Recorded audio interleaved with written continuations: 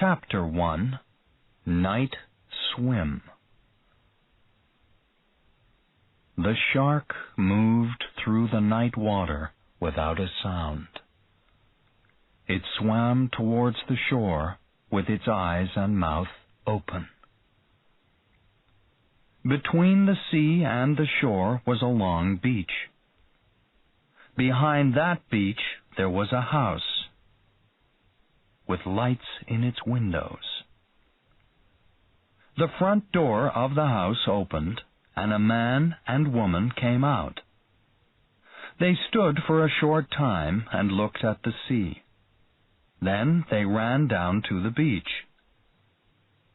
The man sat down and closed his eyes. The woman smiled at him and said, "Do you want to go for a swim?" "You go on. I'll wait for you here." She began walking out towards the sea. The water came up round her feet. It was a warm June night, but the water felt cold. The woman called back, "Come and have a swim with me." But there was no answer from the man. She ran into the sea, and soon the water was up to her head. She began to swim. The shark was 100 meters from the beach. It could not see the woman. It could not see anything in the dark water, but it felt the sea move. It turned towards the shore. The woman swam away from the beach. After about 100 meters, she began to feel tired and stopped for a short time. Then she turned and began swimming back to the shore. The shark moved closer to the woman. For the first time she felt afraid, but she did not know why. She looked up and saw the lights in the house. She was about 70 meters from the shore. She began to swim faster. The shark was now above the water, about 15 meters from the woman. Suddenly, it dropped down to the left. The woman felt something hit her right leg. She put her hand into the water and tried to find her foot. Then she cried out. The shark turned and then turned again. This time it attacked the woman from below. It swam up fast and pushed her out of the water. The shark carried the woman away in its mouth. It came up out of the water and then went under again. A short time later, it began swimming away from the shore. The man opened his eyes. It was dark, and he felt cold.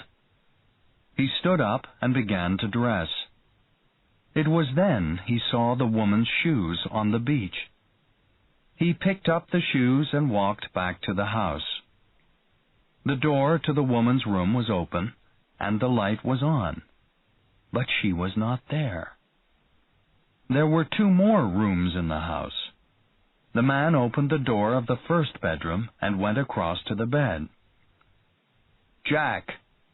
The man in the bed opened his eyes. "What?" "It's me, Tom. I think there's something wrong. Where's Chrissy?" "I thought she was with you." "No, she isn't. I can't find her. She's not in the house, and she's not on the beach." Jack sat up and turned on a light. He looked at his watch. It was 5 in the morning. "I'll phone the police," he said. Chapter 2. Body on the Beach. "Mr. Brody, this is Hendricks. We've got a problem. We had a call from a house on Old Mill Road a few minutes ago. A girl went out on the beach there last night, and she didn't come back. What time is it?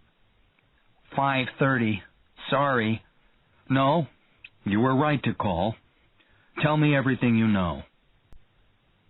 It was nearly 6:30 when Brody drove his police car along Old Mill Road. He looked all along the beach, but did not see anything unusual.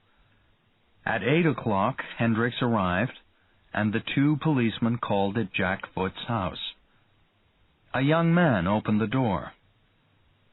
"I'm Tom Cassidy," he said. "Did you find her?" "No, Mr. Cassidy, we didn't find her," said Brody. "We're going to look on the beach now." "I want to come too," said Cassidy. The three men walked down to the beach. "I went to sleep here," said Cassidy, "and I found the shoes here." Brody looked up and down the beach. "Let's walk," he said. "Come with me, Mr. Cassidy. Leonard, can you walk back towards Mr. Foot's house?" Hendricks took his shoes off and began to walk.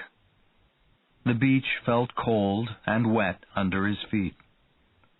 After about 15 minutes, he turned and looked back. Brody and Cassidy were now a half-kilometer down the beach, so he began to walk towards them. Suddenly, Hendricks saw something in front of him. He walked quickly towards it and then stopped. For a short time, he did not move. Then he cried out. In front of him was a woman's head and some of her arm. Brody and Cassidy ran down the beach to Hendricks. Brody arrived first. He looked down and saw the woman. Then he closed his eyes. "Mr. Cassidy, is this her?" Cassidy was very afraid. His eyes moved from Hendricks to Brody. Then he looked down. "Oh, no," he cried, and he put his hand to his mouth. "Is it her?" He turned away. "Yes," he said. "What happened?" "I don't know," said Brody, "but I think a shark attacked her." That night, Brody met his friend Harry Meadows. Harry wrote for the town's newspaper, the Amity Leader. "I think it was a shark attack," said Brody. "You're right," said Meadows. "This afternoon I talked to a young man called Matt Hooper. He knows everything about sharks." "What did he say?" "He thinks it's a great white shark. They call the great white the man-eater. Other sharks don't usually attack people." "Does he think it will attack again?" "No. Hooper thinks this was an accident. He thinks the shark is now far away." Meadows looked at Brody. "It's not going to happen again," he said. "And I'm not going to write about the accident in the Amity Leader." "But it's a big story for your newspaper." "I know, Martin, but it's summer, and this town must have visitors in the summer. People are afraid of sharks." "That's true, Harry," said Brody, "but I want to close the beaches for 1 or 2 days, and I want you to write the story." Meadows sat back in his chair. "I can't do that, Harry," he said. "My bosses don't want me to, and I don't want to lose my job." 10 minutes later, Lawrence P. Vaughn came into Brody's office. Larry Vaughn was an old friend of Brody's. He bought and sold houses and made a lot of money. He was one of the most important people in the town. Vaughn sat down. "Please don't close the beaches," he said. "It will soon be the 4th of July. That's our best weekend every summer." "I don't want any more shark attacks," said Brody. "There won't be any more shark attacks. But people will read about sharks in Amity, and they won't come here." Brody looked at his old friend. He liked Larry, but he did not see him much these days. "Okay," he said. "I don't like it, but I won't close the beaches." Vaughn smiled for the first time. "Thanks, Martin," he said. Brody arrived home 2 or 3 minutes before 5. His wife, Ellen, was in the living room. "Hello," she said. "What's wrong? Did something happen today?" He went and sat next to her. "A shark killed a girl near Old Mill Beach." She looked at him. "What are you going to do?" "Nothing. Larry Vaughn doesn't want me to do anything. He wants the beaches to stay open." Chapter 3. No Time to Cry. The next few days were hot, and summer visitors from New York began arriving in Amity. Sunday was the 20th of June. By 12 in the afternoon, there were many people on Old Mill Beach. Children played near the water. A boy of 6 walked up the beach. He sat down next to his mother. "Can I go swimming?" he asked. His mother turned to look at him. "No, it's too cold." "Can I go out on my boat? I won't go far, and I won't go swimming.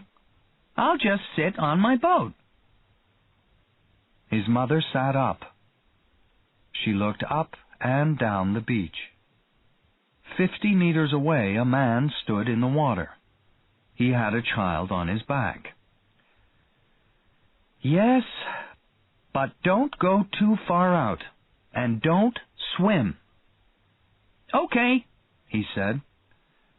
He pulled the little boat out into the water and climbed onto it. The shark swam under the water. It was 60 meters from the shore. The boy sat on his boat and looked back towards the beach. His mother was about 50 meters away. He put his feet into the water and kicked towards the shore. The shark saw nothing, but it felt the sea move. It knew there was something near and began to swim up towards the surface. It moved slowly first, then faster. The boy stopped, and the shark swam below him. Then it turned again. The shark swam up fast. Its mouth opened. The boy could not cry out. He had no time. The shark's head hit the boat and pushed it out of the water. Nearly half of the fish, with the boy and most of the boat in its mouth, came above the surface. Its jaws closed together and cut off the boy's legs. They dropped slowly down into the water. On the beach, the man with the child turned to his son and pointed at the sea. "Did you see that?" "What, Daddy?" His child looked up at him. "Out there! A shark or something! Something very big!" The boy's mother opened her eyes. She looked over at the man and saw him point at the water. People were running away from the sea. She sat up.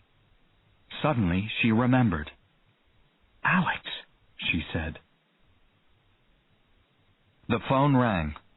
Brody got up from his lunch and answered it. When he came back, he looked afraid and angry. "What is it?" asked Ellen. "A shark attack on a child." "Oh, no. And you didn't close the beaches?" She stopped. "Yes, I know," he said. "I didn't do my job." 20 minutes later, Brody arrived at the police station. The boy's mother was in the office. "I'm sorry," said Brody. The woman began to cry. Suddenly, the door opened and Hendricks ran into the room. "Shark attack!" he cried. "We know, Leonard," said Brody. "This is the boy's mother." "Boy?" said Hendricks. "What boy? This was a man, an old man, 5 minutes ago." On Monday morning, Brody arrived at the police station soon after 7. He went into his office and found a newspaper on his desk. On the front of the newspaper it said, "Shark attack kills 2 in Amity." Brody sat down and began to read the story. "Is that from New York?" Brody looked up and saw Meadows at the door. "Yes. Did you write about it too?" "I did," said Meadows. "And I spoke to Matt Hooper last night." "Does he think that one fish is doing all this?" "He doesn't know, but he thinks it is. He thinks it's a great white." "I do too. I don't know a white shark from a green shark, but I think it's one fish. Can we do anything?" "Yes, there's one thing," said Meadows. "We can put food in the water for the shark. That'll bring him to us." "But then what do we do?" "We catch him with a harpoon." "Harry, I don't have a police boat. And I don't have harpoons." "There are fishermen here. They have—" A noise outside the office stopped Meadows. Suddenly the door opened, and a woman ran into the room with a newspaper in her hand. It was the mother of Alex Kintner.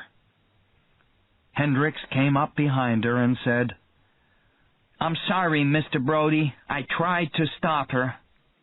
"That's okay, Leonard," said Brody. "Come in, Mrs. Kintner." She walked up to Brody. "What can I do?" The woman hit him in the face with the newspaper. Brody jumped back. The newspaper fell to the floor. "You knew it was dangerous," she cried. "You knew that the shark killed somebody on Thursday, but you didn't do anything." Brody did not answer for a second. Then he said, "Yes, it's true. But it's Mrs. Kintner." The woman looked into Brody's eyes and began to cry. "You killed Alex," she said. "Why?" Brody did not have the words. "It's a long story," he said. Chapter 4. Flicka. Brody sat on the beach and looked at the sea. "Hello, Mr. Brody," Hendricks said. He walked up to Brody. "What are you doing here?"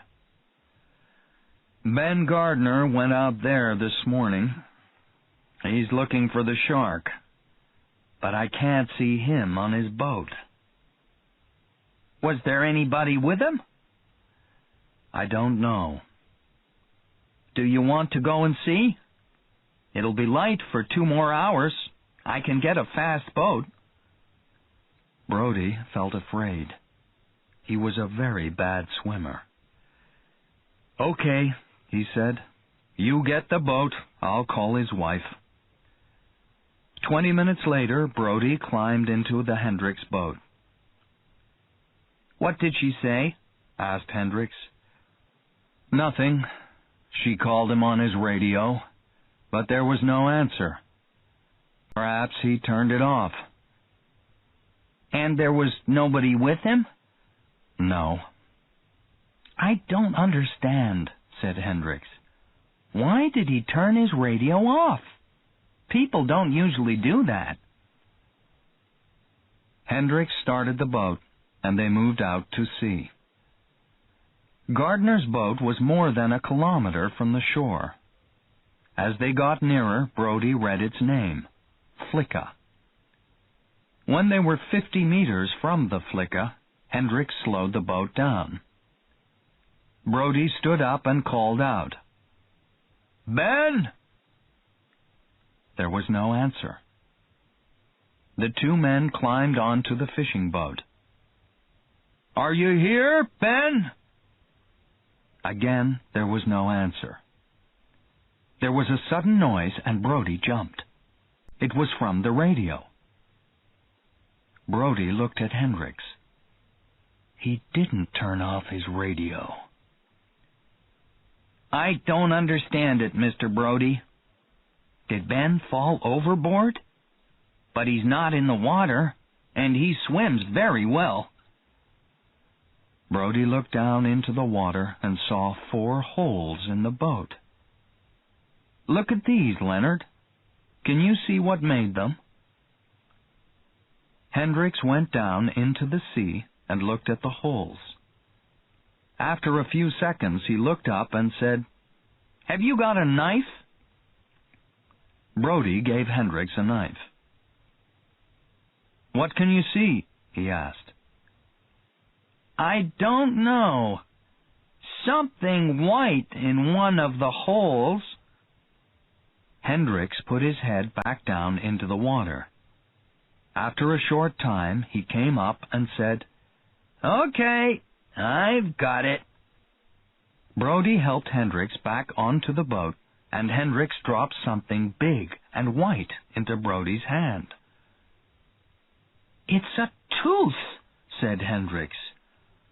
"Oh, no. Do you think the shark got Ben?" Brody did not answer.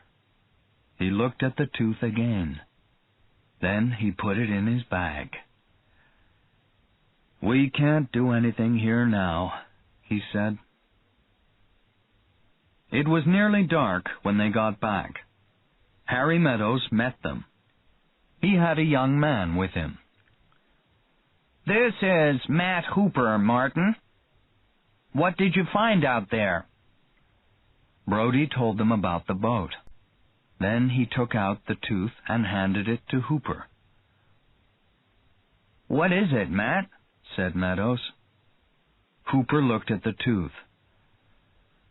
"It's from a very big, great white shark." "What do you think happened?" "I think this fish killed Mr. Gardner." "How?" said Brody. "Perhaps he fell overboard. Perhaps the fish pulled him over."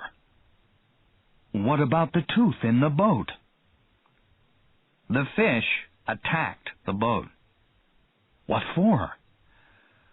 "Sharks are not very clever, Mr. Brody. They try to eat everything." "But a boat?" "A shark doesn't think. To him, it wasn't a boat. It was something big in the water. Remember that sharks are afraid of nothing in the sea. They attack anything." "And why is he staying around here for so long?" "I don't know. It's unusual, but sharks are unusual. We don't understand much about them. And I can try and find this shark. Can I have a boat?" "Yes, I'm sorry to say," said Brody. "Ben Gardner's. We'll get you out to it tomorrow. Do you think you can catch that fish?" "I'm not going to catch it." "Then what are you going to do?" "I don't know. I'll see. Brody looked into Hooper's eyes and said, I want somebody to kill that fish. Hooper laughed. Who are you going to get to do the job? There's a fisherman called Quint, said Meadows, but I don't know much about him. He works somewhere near Promised Land Beach. Hooper said, Look, Mr. Brody, this is only a shark. Brody began to feel angry. Hooper did not understand. The next day, Larry Vaughn met Brody and Hooper. Hello, Martin. I heard about Ben Gardner. What are you going to do? We closed the beaches down. I know that. Nobody is coming to Amity now. So what do you want me to do? Said Brody. Well, I thought, can we open the beaches for the 4th of July weekend? No, we cannot. Now listen. No, you listen, Larry. I listened to you before, and 2 people died. We're going to catch that fish. Then we'll open the beaches. But this town is dying. I know, Larry, said Brody, but we can do nothing about it. Chapter 5. Shark. The next weekend, Amity was very quiet. The beaches did not open. Hooper went up and down the shore in Ben Gardner's boat. I don't think that shark is here, he told Brody on Sunday night. There are other fish near the beaches, and other fish don't stay in the water near great white sharks. Perhaps you are right, said Brody, but I want the beaches to stay closed. On Thursday morning, Larry Vaughn called Brody into his office. Hooper was there, and there were some other important men from the town. Everybody sat around a table. Then Vaughn said, Martin, we want you to open the beaches. The town is dying. People are losing their jobs. And what do we do about the shark? Said Brody. Vaughn said, Mr. Hooper will tell us about that. I don't think the shark will come back, said Hooper. I'm sorry, said Brody. I'm not opening the beaches. Larry Vaughn was very angry. The people of this town gave you your job. You work for us. Brody said, You can have my job any time you want it. The phone rang on Vaughn's desk. He looked very angry, but he picked it up. It's for you, Martin, he said. Brody went outside to take the call. It was from Harry Meadows. What's happening? Said Harry. They want me to open the beaches, said Brody. What shall I do, Harry? Open them. But why? I think Hooper is right. And Vaughn is going to open the beaches. You can't stop him. Okay, said Brody. I'll think about it. Thanks for the call. He put down the phone and went back into Vaughn's office. Brody looked at his old friend. I'll open the beaches, he said. Thanks, Martin. I'm not finished. I'll open the beaches, but Hooper will go up and down in the boat. I want everybody to know the danger. You can't do that, Vaughn said. I can do it, Larry, and I will. On Saturday morning, Brody stood on the Scotch Road beach. About a kilometer out to sea, Hooper was in Ben Gardner's old boat. Brody watched it move slowly to the east. Brody took out his radio and said, "Hooper, this is Brody. Is there anything out there?" There was no answer. "Hooper, this is Brody. Can you hear me?" A short time later, Hooper answered. "Sorry," he said. "I thought I saw something. The light is very strong out here." It was a sunny day. Most of the people on the beach were young. Nobody was in the sea. A man and woman came over to Brody. They were very fat. Behind them were 2 children. "Can I help you?" Brody said. "Is this the beach with the shark?" said the man. "I saw it on TV." "There was a shark here," said Brody. "But it isn't here now. And with any luck, it won't come back." The family went away. They were not happy. Brody looked at his watch. It was 12:15. By 2:30, there were not many people on the beach. Brody walked down towards the water. A boy walked past. "What are you doing?" said Brody to the boy.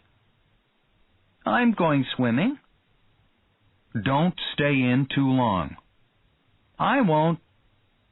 The boy ran into the water and began to swim. Brody watched him swim out 100 meters. Suddenly, the flicker began to move faster. Brody put his radio to his mouth and said, "Can you see something, Hooper?"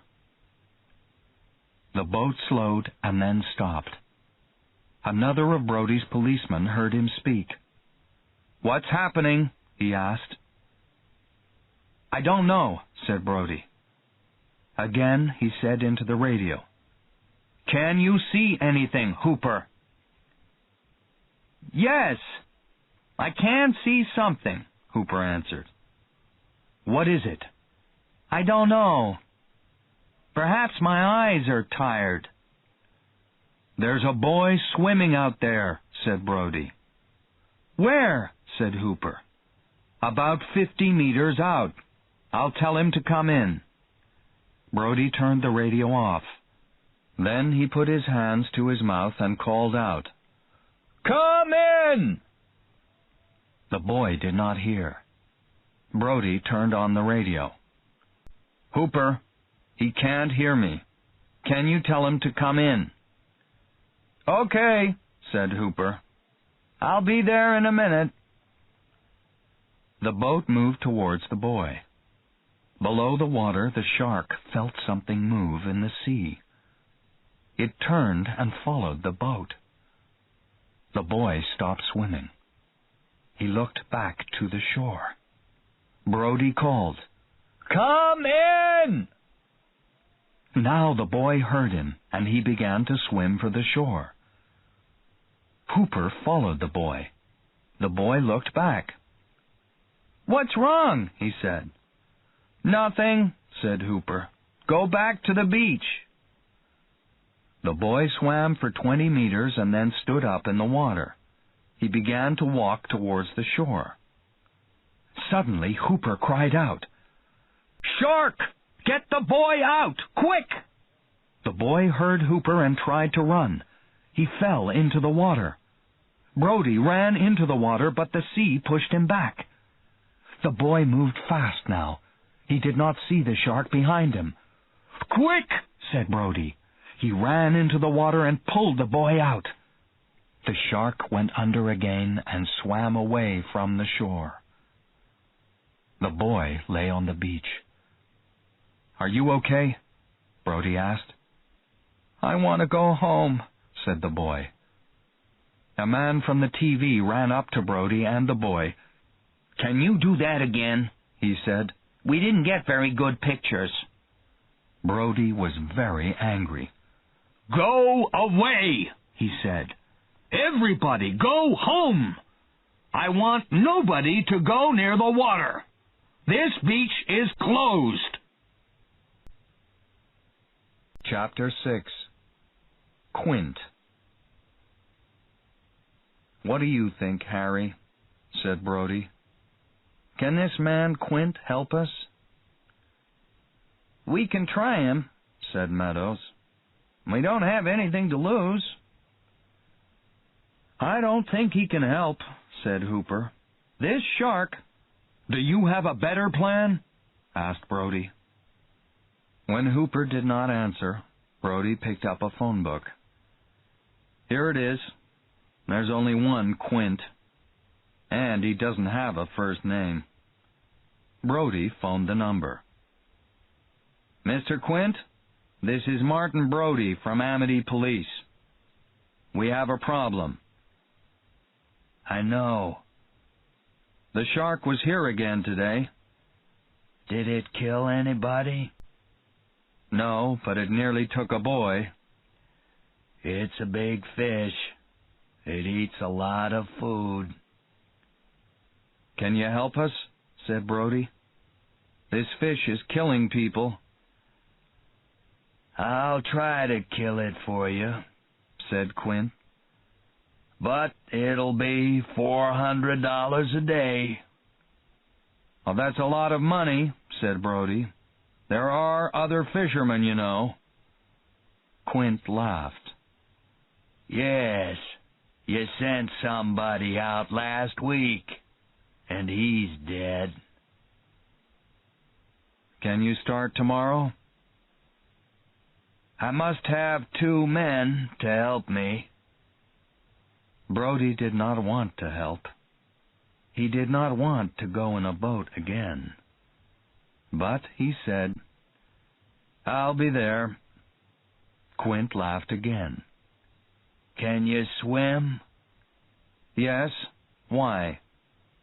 "People sometimes fall overboard. And I want a second man." Brody turned to Hooper.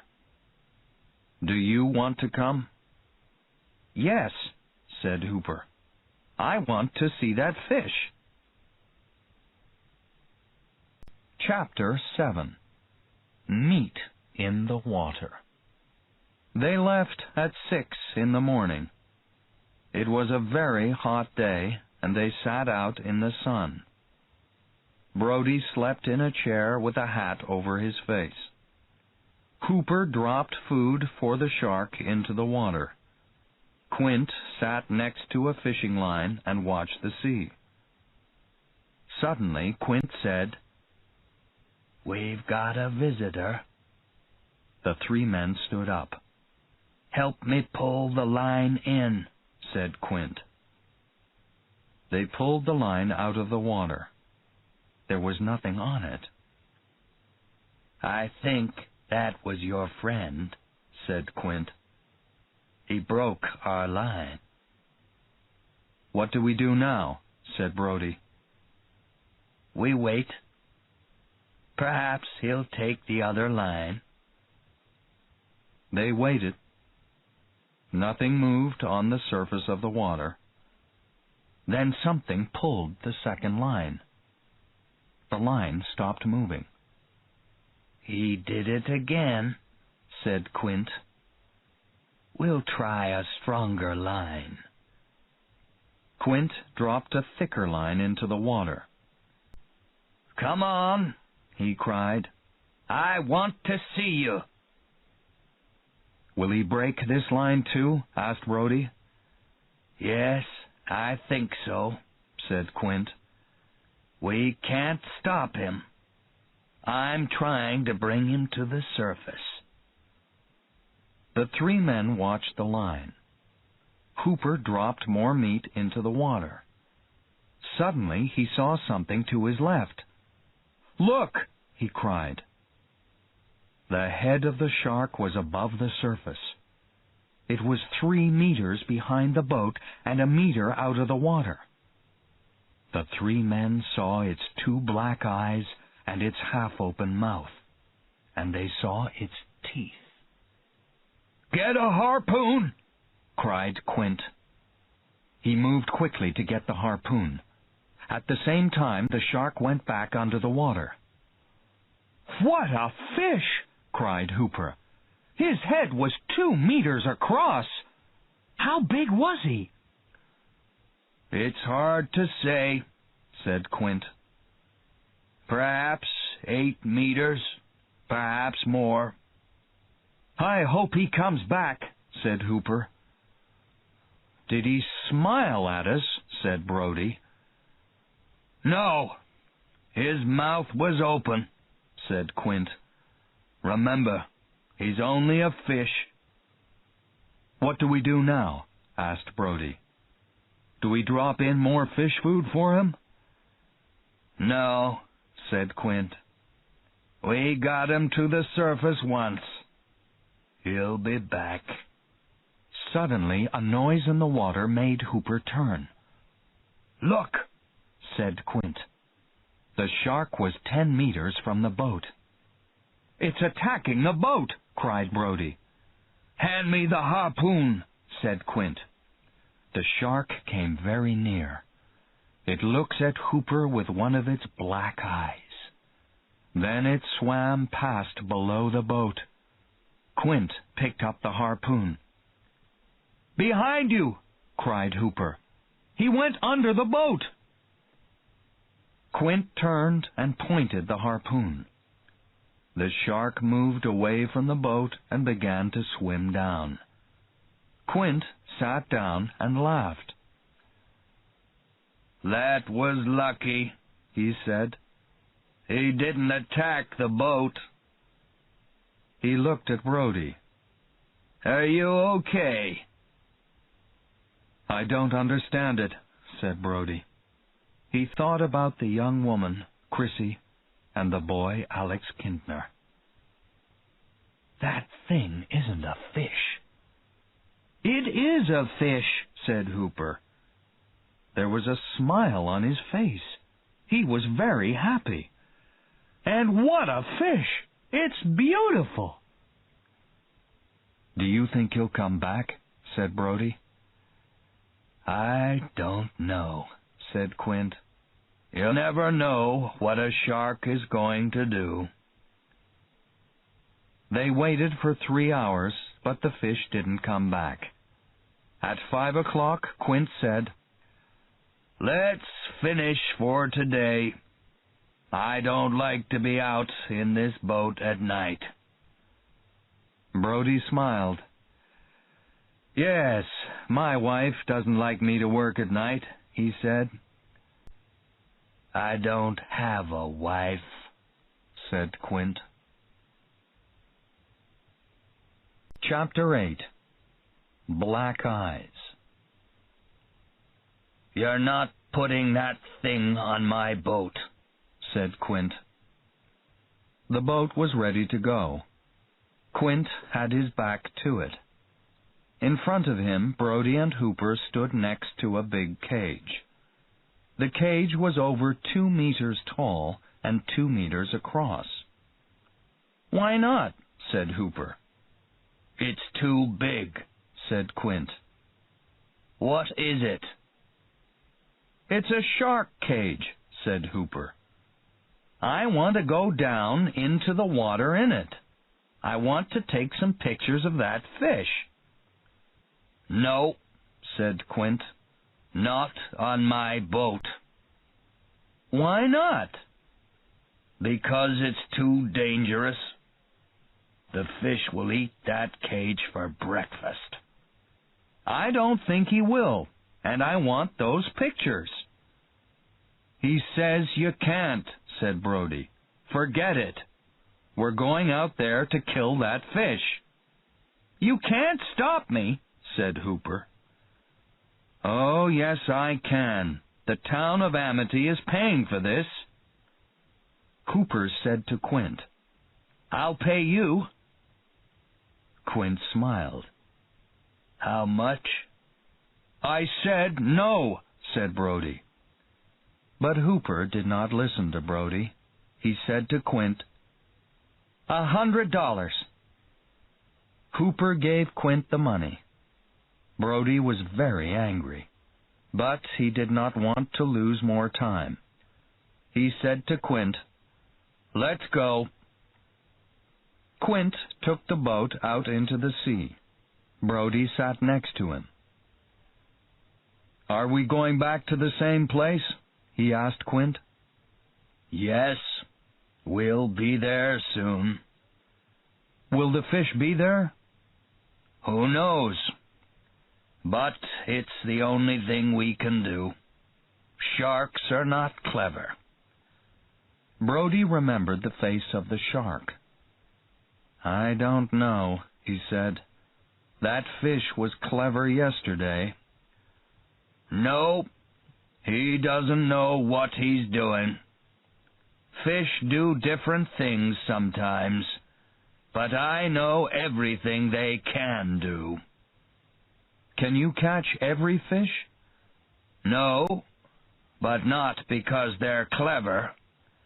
Sometimes they're not hungry, or you can give them the wrong fish food." Quint was quiet for a time. Then he spoke again. "Once," he said, "a shark nearly caught me. It was about 20 years ago. I had a blue shark on the line, and he pulled me overboard with him." "What did you do?" "I came up fast. I was lucky." Quint slowed the boat down. Suddenly it was quiet. "Okay, Hooper," he said. "Start throwing the fish food overboard." By 10 o'clock there was a light wind. The men sat and watched the sea. They said nothing. Hooper dropped meat into the sea. Brody got up to get a drink. Suddenly Quint said, "There he is." Hooper jumped up and said, "Yes, there he is." "Where?" said Brody. "There," said Quint. "Behind you." Brody looked out to sea. The shark was 40 meters away. "What are we going to do?" "Nothing," said Quint. "We'll wait. Hooper, drop more fish food in the sea. Let's bring him in here." Quint picked up a harpoon. The fish swam round the boat. Then it moved nearer. "Come here, fish," said Quint. "Come here." But the fish did not come nearer. "I don't understand," said Quint. "Throw some food into the water, and throw some bottles, too." "Why bottles?" asked Brody. "Perhaps he'll swim towards them. We want him to come nearer." They threw things into the water. The shark moved nearer. 10 meters from the boat it stopped. Suddenly its head came up above the surface. "Fish," Quint called. "Come here. We've got something for you." For a short time the shark watched them with its black eyes. Then its head went back below the water. "Where did he go?" said Brody. "I think he's coming now," said Quint. "Come on, fish," he said. "Come and get your dinner." He pointed the harpoon down at the water. Suddenly the boat moved below them. The 3 men fell over. They got up and looked overboard, but there was nothing there. "Where is he now?" said Brody. "I don't know," said Quint, "but he'll come back." "Let's put the cage overboard," said Hooper. "No," said Brody. "It might bring him out." "And I won't go down in it," said Hooper. "What do you say, Quint?" "Okay," said Quint. "You paid for it." He put down the harpoon, and he and Hooper pushed the cage overboard. The three men looked into the water. "Do you think the fish will come up?" said Brody. "I think he'll come and look at the cage," said Hooper. But the shark did not come up. After 15 minutes, Hooper said, "I'm going down there. Perhaps that'll bring him up." "Wait for the fish," said Quint. "He'll come up." "I don't want to wait 10 years for him, Quint. I don't think you understand this fish." Quint looked at Hooper. "Are you saying I don't know my job?" "No, but I think I can kill the fish." "Okay, go and do it then." Brody said, "We can't let him go down in that thing." But Quint did not listen. "Go on," he said to Hooper. "Get in the cage." Hooper got into the cage and they dropped it overboard. It stopped 2 meters below the surface. Quint picked up the harpoon. "Will he be okay?" said Brody. "I don't think he'll live for 10 minutes down there."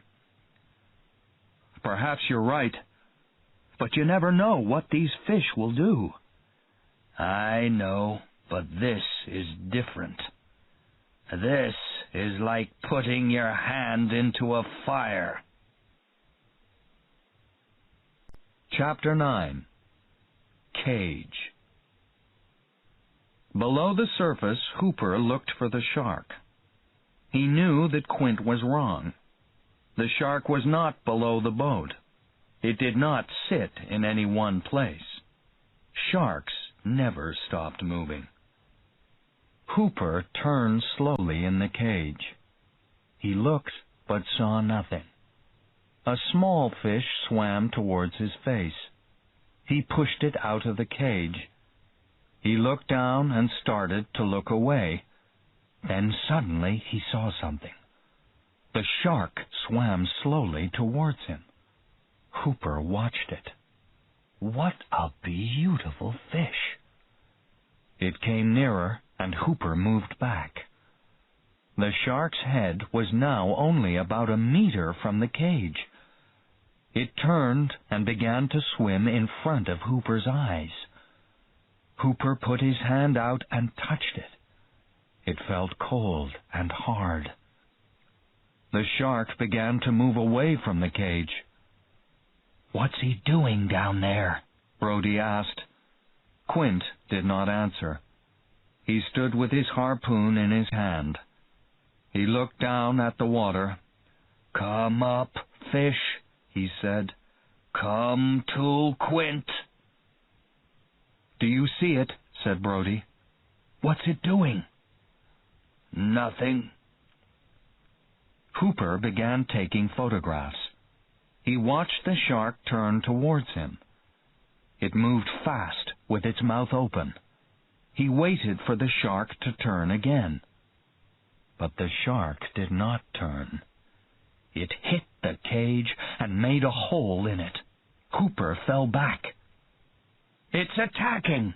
cried Brody. He tried to pull the cage out of the water. "Throw the harpoon!" "I can't throw it. I must get him to the surface first. Come up! Come up!" The shark moved back out of the cage. Hooper tried to get to the surface. He saw the hole in the cage. The shark pushed its head through the hole again. Hooper moved to the back of the cage. The shark pushed again, and Hooper saw its teeth. The jaws of the shark closed around him. Hooper pushed his hand into the black eye and thought, "I'm going to die." "He's got him!" cried Brody. "Do something!" "The man is dead," Quint said. "How do you know?" "He's dead."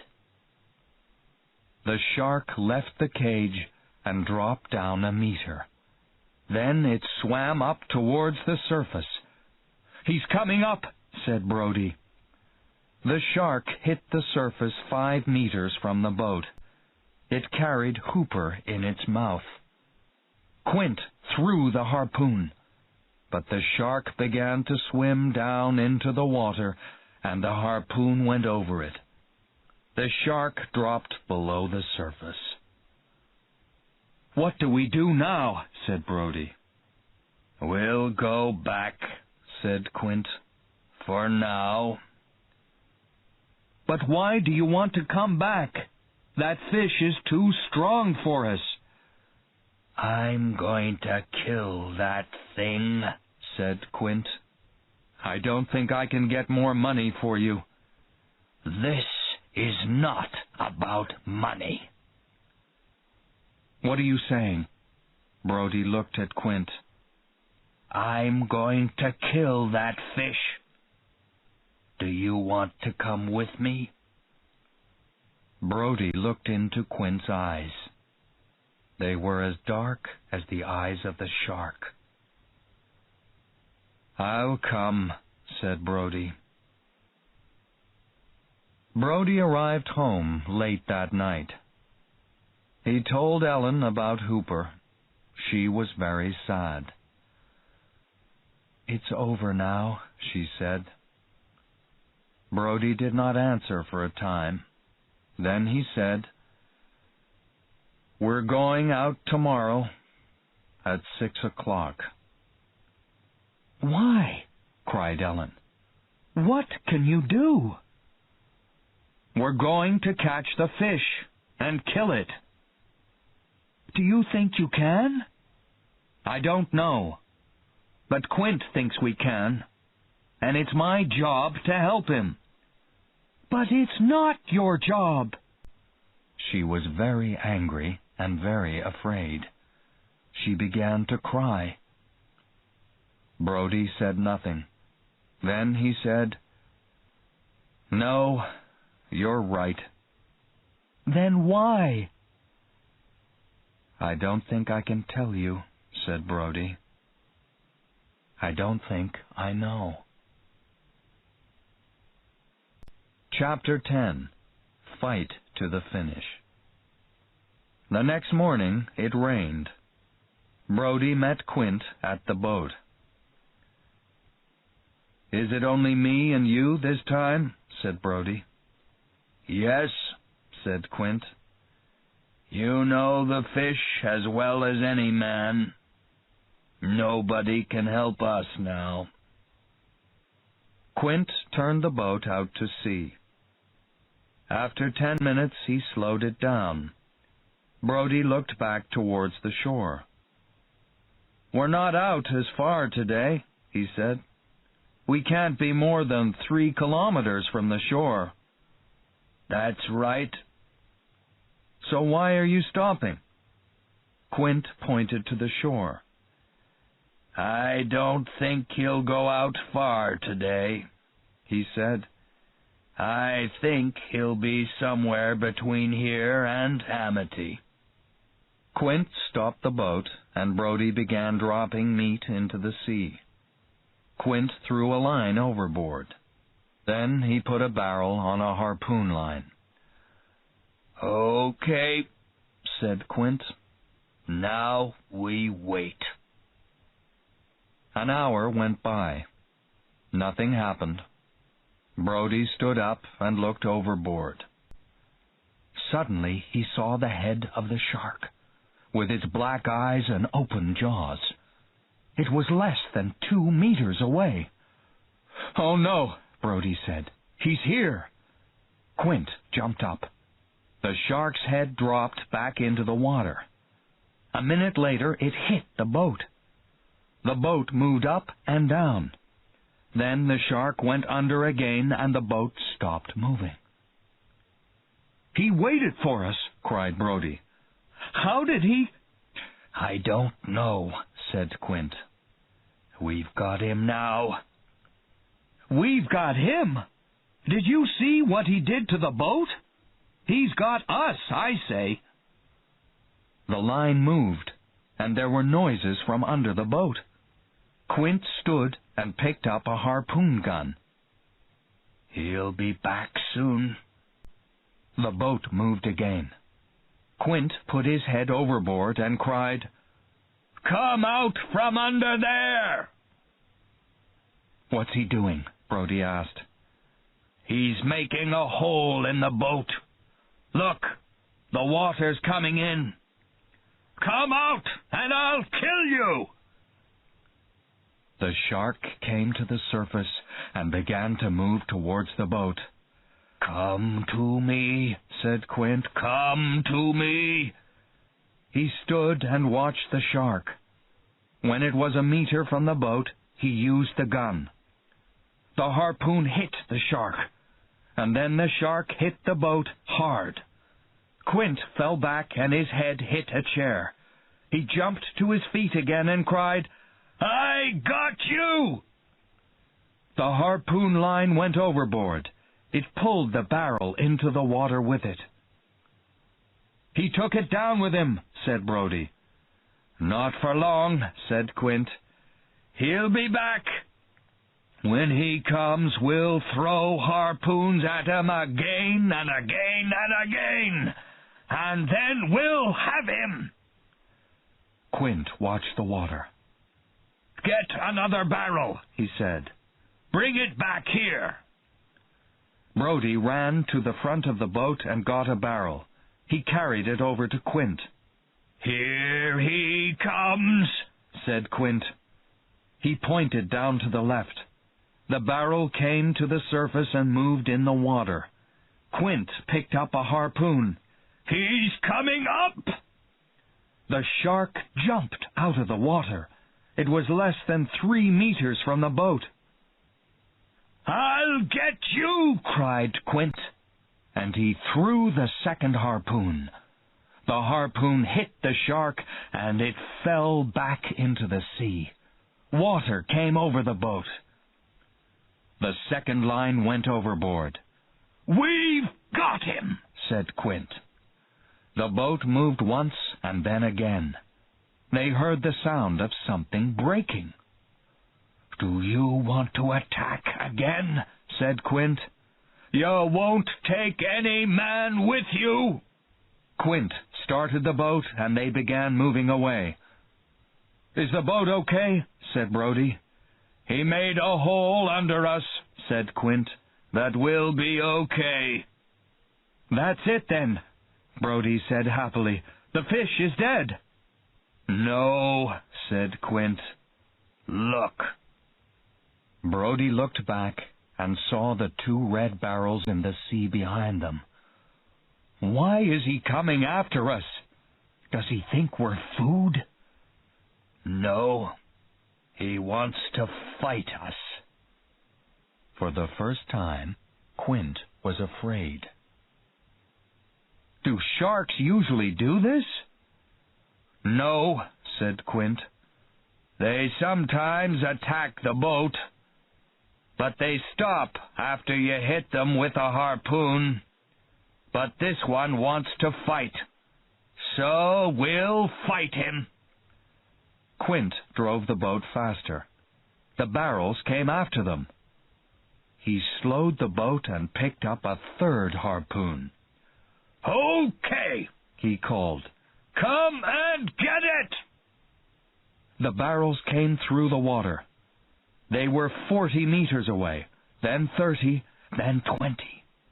Brody saw the shark swim past the boat below the water. It was 2 meters from the surface. "He's here!" he cried.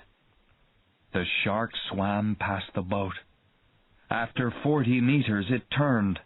Its head came out of the water and then dropped back in. "Here he comes," said Quint. The shark hit the boat and Quint threw his harpoon. It hit the shark in the head, over the right eye. The line went slowly overboard. "I got him in the head," said Quint. But the barrels moved on across the surface of the water. Then they went under. "What's he doing?" said Quint. "No fish can attack with 3 harpoons in him. But he can't live for much longer, and we can wait." For 3 hours they waited. They watched the barrels move slowly across the surface of the sea. At 11 o'clock the rain stopped. Then for nearly an hour the barrels did not move. "What do you think?" said Brody. "Is he dead?" "I don't think so. But perhaps we can pull him in with a strong line." They began to pull him in. The shark was very heavy. The barrels did not move. Then suddenly the line started coming at them fast. "Did the line break?" said Brody. "No," said Quint. Brody saw he was afraid. "He's coming up." Quint started the boat, but it was too late. The shark came up above the surface. Brody watched it jump and cried out. The shark dropped down onto the back of the boat and pushed it below the surface. The water came up their legs. The shark was now only a meter from Brody's head. He looked into its big black eye and thought, "I'm going to die." "Look what you did to my boat!" cried Quint. He picked up a harpoon and pushed it hard into the shark's head. The boat started going down. The shark fell back into the sea, but the line from the harpoon began pulling Quint into the water. Brody tried to help him, but it was too late. The big fisherman went slowly down under the dark water. For a short time there was no sound. The water was up to Brody's mouth now.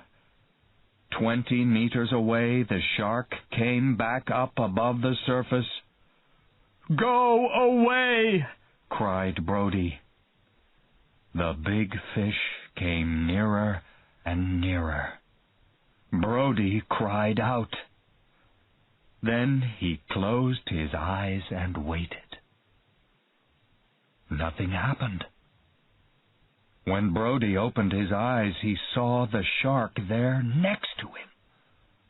For a short time it did not move. Then it slowly fell back below the surface of the water, down and down, out of the light. It pulled Quint's body behind it. Brody watched the dead shark fall down and down into the sea. Then he began to swim towards the shore.